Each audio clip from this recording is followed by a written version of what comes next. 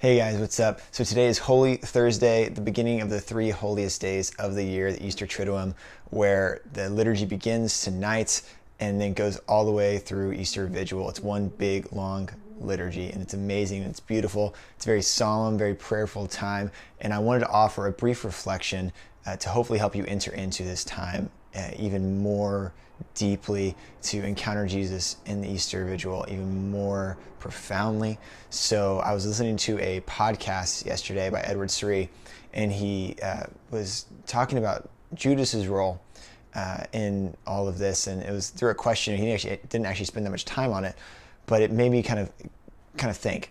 And my thought process was, how could Judas betray Jesus, right? Like Jesus is nothing but love and preach truth and care for people and heal people. How is that even possible? How is it? Like, could you imagine that? Like, imagine the nicest person you know, literally just the sweetest, kindest person you know, and just imagine literally handing them over to death. And that person that you're thinking of is still a sinner, and Jesus wasn't, right? And so it got me thinking. So what happened? Well, with Judas, what happened was he built a habit of sin. He built a habit of greed. Why do I say that?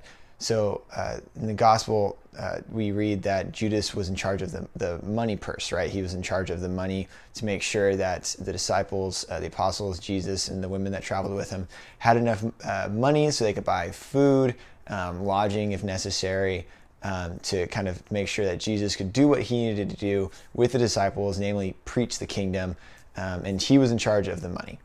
And so we have that story of Mary, right, coming to Jesus, breaking open the jar of ointment that is very valuable, very expensive, and then Judas and some of the other disciples get mad. It's like, we could have sold this and brought enough bread for a couple hundred days, whatever it says.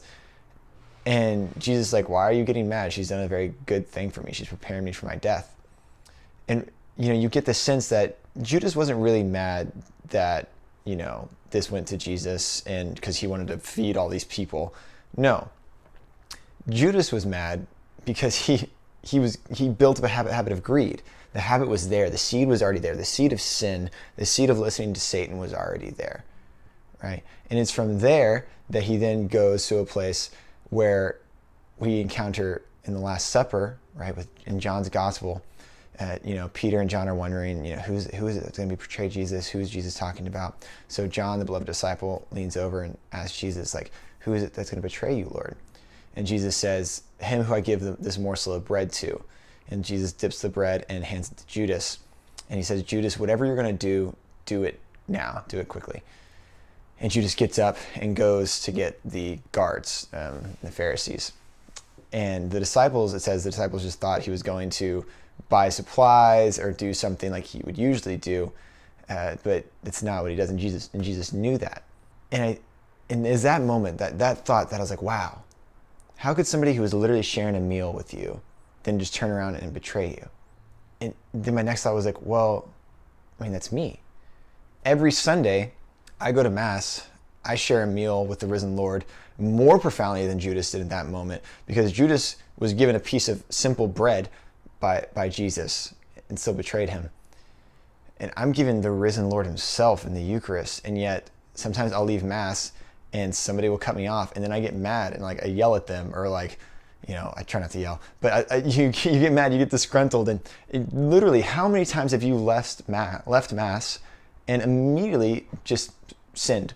Like, we betray Jesus in these very small ways so often, right after we receive him in the Eucharist. We have these little Judas moments. Yeah, sure, we're not saying, we're not handing over Jesus to be crucified, but think of all the times you've gone to Mass and then immediately you start gossiping about somebody.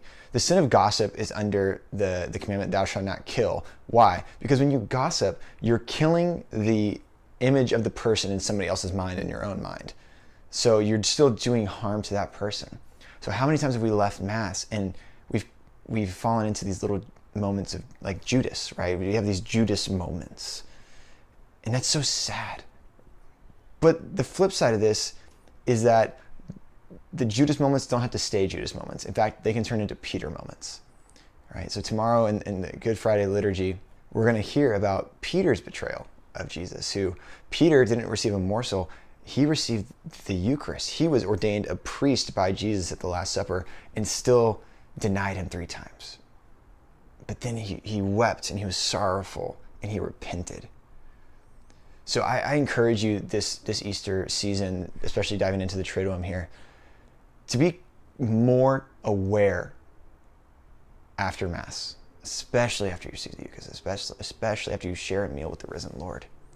Just be more aware of what you're doing. Fight sin with everything you have. We are an Easter people, like JPT says, and we are called to proclaim the gospel with joy. We're called to spread the gospel through joy. And when you fall, when you mess up, repent, turn back, run to Jesus.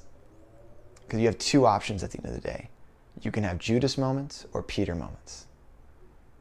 And I'd like to think I choose the Peter moments more than the Judas moments. Judas never repented. Peter did. So it's going to happen. You're going to fall. You're going to mess up. But you have a choice. At that moment where you sin, you can say, wow, I'm the worst kind of person and I'm never going to be a saint. Or you can entrust yourself to the mercy of God, to the mercy of Jesus, who says, Father, forgive them. They don't know what they do on the cross. So I invite you during this Triduum to pray, to encounter the divine mercy of God, to have Peter moments, not Judas moments. So I hope you have a great Easter. I hope your Triduum is blessed. Try to make it to all the liturgies you can. It's a really beautiful time. I'll be praying for you guys. Please pray for me. God bless.